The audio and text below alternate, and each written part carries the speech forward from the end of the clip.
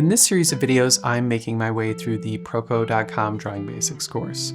In the last couple episodes, I went through the line section of the course, and in this episode, I'm going to be sharing my project results for the shape section. Back when I was in school learning about formal art analysis, I was introduced to the 7 elements of art and the 8 principles of art and design. In the last section of the course, we clearly covered the line element, but we also covered some of the emphasis principle in the Lineway project.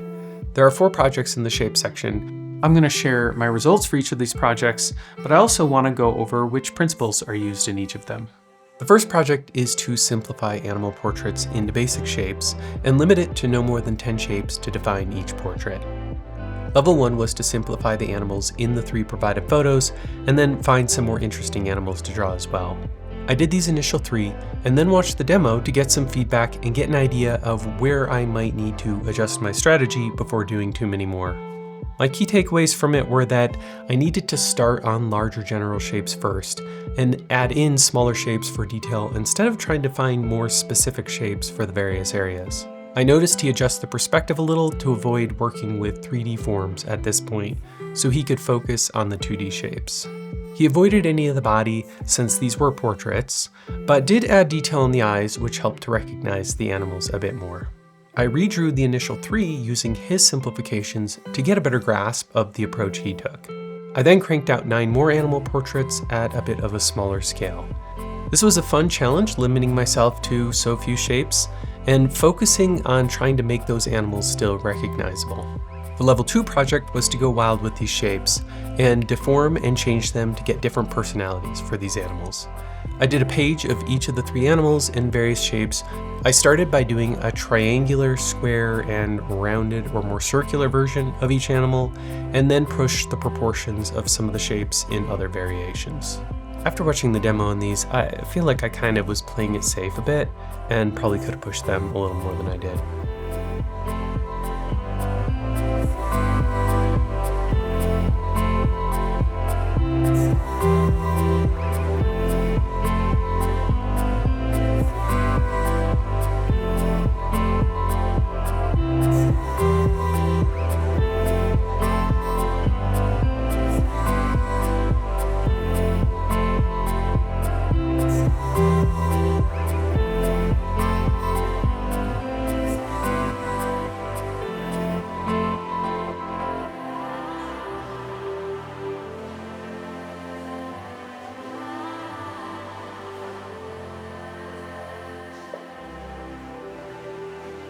To revisit back to our principles of art and design, are there any that you noticed that we used here?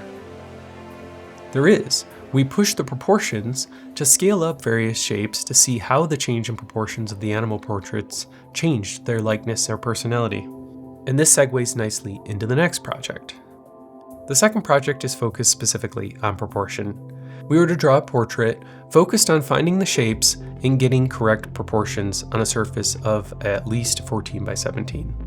This project didn't differentiate between level 1 and 2, and it seemed like a bit of a jump for many of the students. I struggled on this one a bit, and I can see in many of the comments that I wasn't alone. The good news is that he gives us a pretty good method for how to evaluate and get feedback on the correctness of the drawing in Photoshop or Procreate. If you're an absolute beginner on this one and you feel overwhelmed, you're not alone. You could make up your own level 1 by starting with something a little simpler than a portrait, and then progressing to the portrait he presents as a follow-up. I've never really measured proportions as explicitly as he's demonstrating. I usually do everything by eyeballing things. I've used many of the techniques he presents, but I've always done it in my head.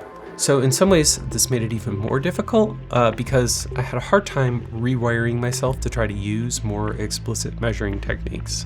Doing it on the larger paper added a challenge as well, because I had to enlarge the image a fair amount from the reference.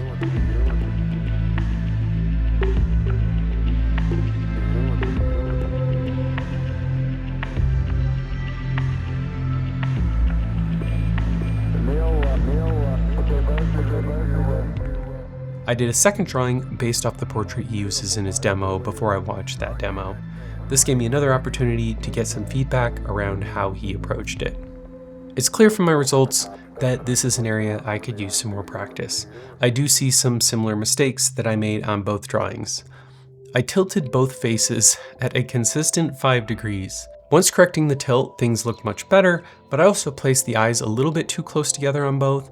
I made the neck too wide on both, I made the ear too high on both, and I missed the location of the left shoulder on both.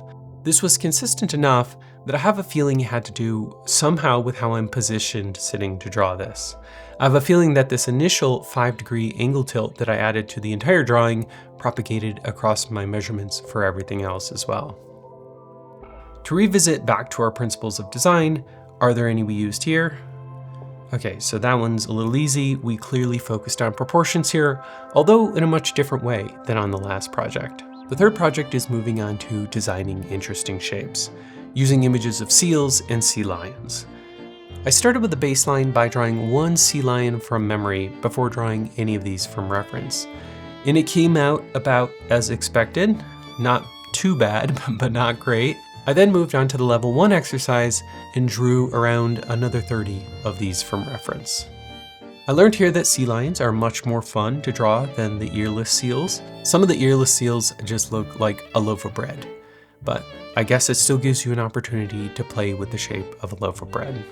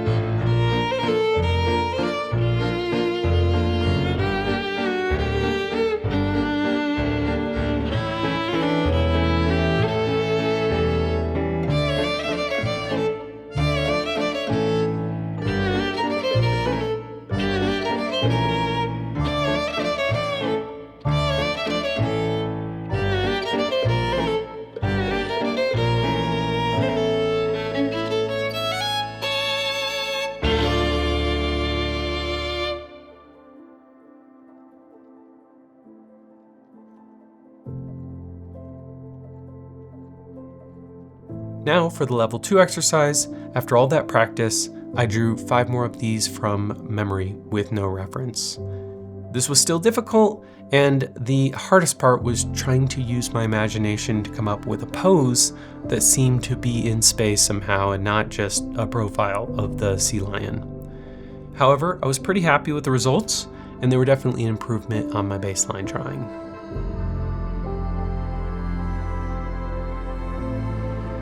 Back to our principles of art and design again, are there any that stand out to you from this project? Well, movement certainly seems relevant. One of the whole points of designing these shapes is to help guide the eye movement through the flow of the shape. Probably some balance as well, since we're adding asymmetry to these shapes to try to add some interest between the different areas. And likely variety. We're trying to add a little bit of chaos to these shapes to make them a little bit more varied and interesting.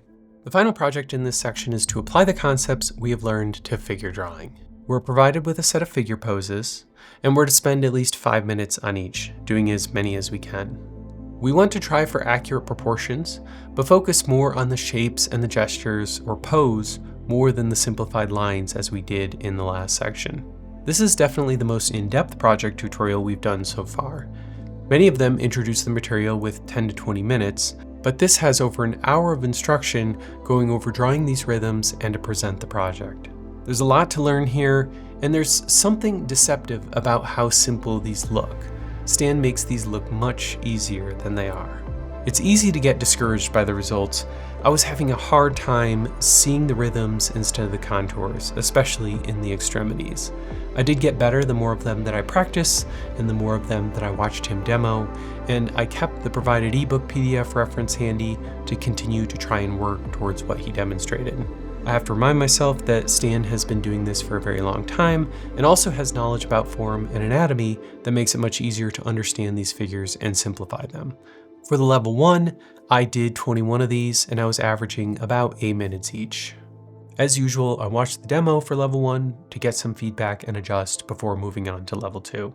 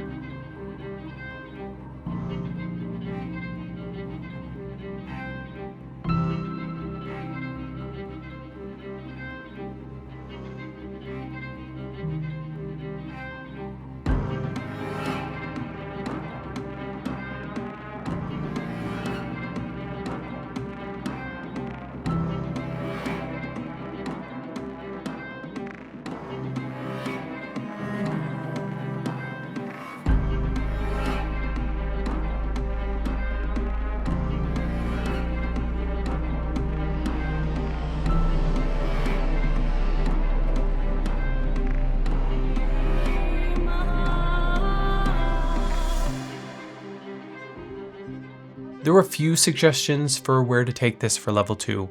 One of them was to do some of these with an overhand grip, and he also suggested trying some shorter and longer timed poses. I used the overhand grip with charcoal on newsprint and did 9 3-minute poses. This was definitely a challenge, and the results were quite different than what I was getting drawing in my sketchbook. I used Vine charcoal on some of these. If you're not familiar with Vine charcoal, it basically just sits on the surface of the paper, and it's good for quick sketches like this, but it isn't meant to be permanent in any way. It basically just falls off the paper if you touch it. But newsprint isn't archival either. These are just studies, so I'm not really worried about it.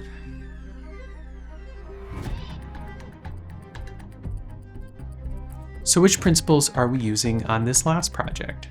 Well, I think the obvious one is rhythm, but I also think that we're using movement again here. We want to try to find the movement going through these poses, and we're using the rhythm to accentuate that and help the eye flow through the figure. We had a few guest lectures in this section. We had one video from Aaron Blaise and then a couple more from Mike Matesi. I really like these because I feel like they help give another perspective to some of these topics. Everyone has a little bit different approach to how they think about these things, and sometimes a different instructor might have a way of explaining something that helps you connect better with the material. As far as my progress in this course so far, I'm up to 32.5 hours of video instruction, 51.5 hours of drawing, for a total of around 84 hours in this course so far. In the next video, I'm moving on to perspective. So subscribe to the channel to become a Negative Space Cadet and to follow along with where we go next.